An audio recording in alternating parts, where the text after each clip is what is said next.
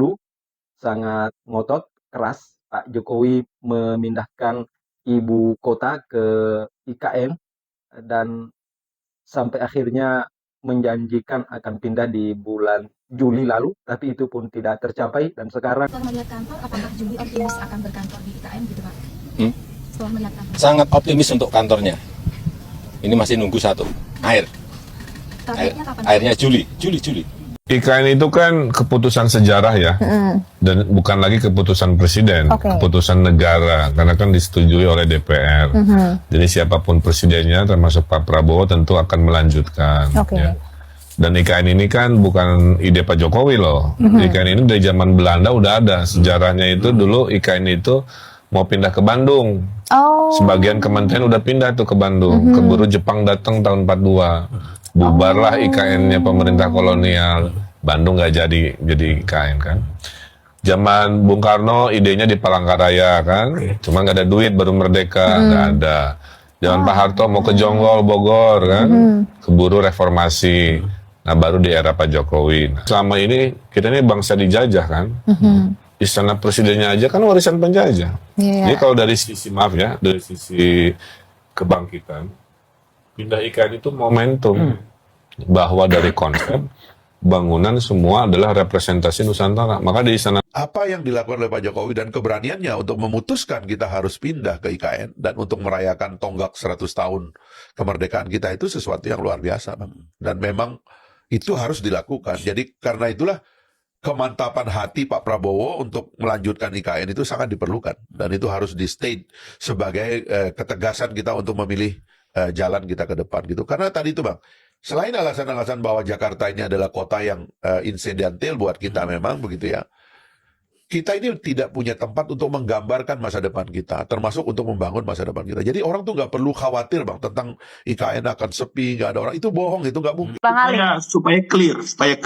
Maksud saya begini, kita ini kan orang-orang terpelajar, kita ini orang-orang yang punya moral ability yang tinggi, kita ini orang-orang punya akhlakul karimah, ya. Jadi maksud saya melihat perkara-perkara seperti IKN ini kan bukan Mbak Wiwi baru pertama ngomong kali ini. Saya merekam itu semua dan saya bermimpi satu saat akan berjumpa dengan Mbak Wiwi supaya dikasih tahu agar kerangka berpikirnya itu tahu juga kalau hari-hari orang sekapasitas Mbak Wiwi, profesor, ahlinya, tapi kalau dengan prejudice dalam menggunakan berbagai macam pilihan kata terhadap menilai kinerja yang dilakukan oleh pemerintah, khususnya kepada Presiden Joko Widodo, itu tidak mendidik Ibu Profesor. Menurut saya tidak baik. Itulah yang saya berkali-kali. dan Mbak Wiwi. Kita sama-sama berharap IKN bisa berjalan dengan sesuai dengan target karena ada cita-cita agar IKN ini bisa jadi kebanggaan. Mbak Wiwi boleh singkat saja menutup. Saya bukan baru tahu itu namanya Mbak Wiwi, bukan baru hari ini. Saya sudah lama tahu. Saya sudah lama ikuti. Bang Ali, cukup tahan dulu. Mbak Wiwi, silakan. Kita berpikir untuk NKRI ini dalam perspektif yang tentu background yang berbeda. Saya sebagai intelektual biasa berbicara lugas dan tentu profesional. Jadi tidak ada sedikit pun gitu ya karena suka tidak suka, tidak seperti itu. Kalau Anda orang yang menghormati orang lain, Anda diam ketika orang Mbak Wiwi dan Bang Ali, terima kasih. Kita punya harapan yang sama agar kalau sahabat saya ini kadang-kadang halusinasinya tinggi-tinggi. Yang pertama saya katakan bahwa total rancangan investasi di IKN itu kurang lebih itu 500 triliun. Kurang lebih ya. Di mana kebijakan negara 20% itu dari APBN. 20% loh. Berapa 20%? Kurang lebih sekitar kalau itu 500 triliun berarti 100 triliun. Kalau itu 400 triliun berarti 80 triliun. Dan itu waktunya bukan sekaligus. Itu waktunya paling cepat itu kurang lebih sekitar 10 sampai 20 tahun. Kita ini kan jangan asbun gitu loh. Asal bunyi itu nggak bagus gitu. Nah yang ketiga, potensi-potensi investasi mana saja yang sudah masuk itu ada di kami, tapi kan kami umumkan ketika mereka sudah melakukan groundbreaking.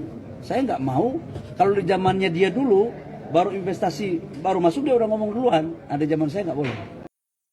Ya, saya sangat terkejut dalam waktu singkat 3 tahun saja semua bangunan yang penting-penting sudah tersedia. Saya tadi apresiasi pada Pak Basuki, Menteri PU. Saya sampaikan kepada Presiden juga bahwa ini sulapan nih, 3 tahun ini cepat sekali ini pembangunan yang luar biasa dan ini bisa menjadi contoh kita. Dan yang paling penting saya lihat tadi adalah kualitas bangunan serta kualitas ornamennya yang tidak murahan. Artinya harga bisa murah tapi kualitasnya terjaga. IKN kan mau bulan Juli, itu progresnya seperti apa sekarang dan apakah akan terlaksana dalam waktu dekat, Pak? Airnya sudah siap belum? Listriknya sudah siap belum? Tempatnya sudah siap belum? Kalau siap, pindah. Belum dapat laporan dari PUPR, Pak? Belum dapat laporan. Sudah, tapi belum. Oh, belum. Sudah, tapi belum. Target Kepresnya bakalan Kepres pemindahan ibu kota apa bakal terlaksana sebelum 17 Agustus apa enggak? Kepresnya bisa sebelum, bisa setelah Oktober. Kita melihat situasi lapangan. Kita tidak ingin memaksakan sesuatu yang memang belum, jangan dipaksakan. Semuanya dilihat. Progres. Saya menganggap justru IKN itu berbahaya secara politik global, satu. Berbahaya secara ekologis, karena nggak minta izin dulu untuk AMDAL. AMDAL dibuat belakangan, sehingga merusak paru-paru dunia, merusak kondisi ekologis di situ. Yang terakhir, begitu terjadi IKN, maka akan ada hijrah penduduk ke sana itu, bersaing dengan penduduk lokal yang kapasitasnya, SDM-nya kurang kan. Jadi akan terjadi penyingkiran masyarakat. Jadi jelas saya membela masyarakat adat di sini. Oke, berarti artinya apa bisa saya pertanyakan nggak bahwa apa yang disampaikan Bang Rocky ini adalah sebuah kritikan terhadap sebuah kebijakan atau ini subjek tertentu? Betul-betul kebijakan IKN dan Omnibus Law yang saya preteli habis-habis itu. Yang IKN tadi, saya numpang jawab 1 menit deh. Ketika tujuan membangun kota baru dan dengan alasan pemerataan, maka itu tidak menghasilkan pemerataan yang baru. Mengapa? Karena itu akan menghasilkan sebuah kota baru yang timpang dengan daerah-daerah yang ada di sekitarnya. Jadi, antara tujuan mau memeratakan Indonesia tidak. Kalau mau meratakan Indonesia, maka bangun kota kecil menjadi menengah, kota menengah menjadi besar di seluruh wilayah Indonesia. Bukan hanya membangun satu kota di tengah-tengah hutan. Karena membangun satu kota di tengah hutan itu sesungguhnya menimbulkan ketimpangan yang baru. Jadi sekali lagi nih, antara tujuan dengan langkah yang dikerjakan itu tidak nyambung. Nah, kami melihat di sini problem. Ini problem. Karena itu ini harus dikaji secara serius.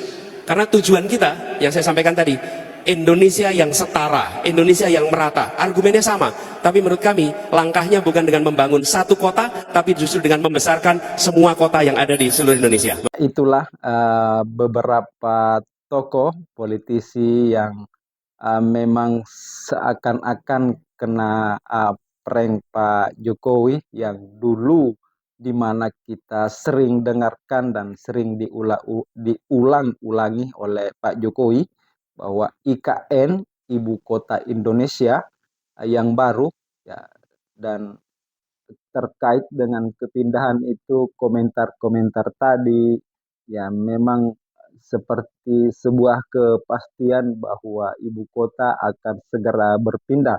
Meskipun banyak pengamat mengingatkan kita semua, khususnya Presiden Jokowi yang terkesan sangat ngotot dan memaksa memindahkan ibu kota ke Kalimantan, IKN, itu diwanti-wanti bahwa kemampuan kita secara ekonomi belum memungkinkan hal itu, belum memungkinkan untuk memindahkan ibu kota. Di satu sisi masih banyak sektor-sektor lain yang lebih urgen kita tingkatkan kualitasnya. Kota-kota di Indonesia yang masih banyak yang seharusnya kita lebih majukan menjadi kota modern dibanding membangun satu ibu kota itu sendiri. Sehingga perdebatan itu berjalan sampai akhirnya di era berakhirnya Presiden Jokowi ini ibu kota belum juga pindah dan konon yang terbaru justru Kepres pemindahan ibu kota itu tidak jadi ditandatangani dan itu nanti diserahkan kepada Presiden terpilih selanjutnya yaitu Pak Prabowo Subianto. Sekian.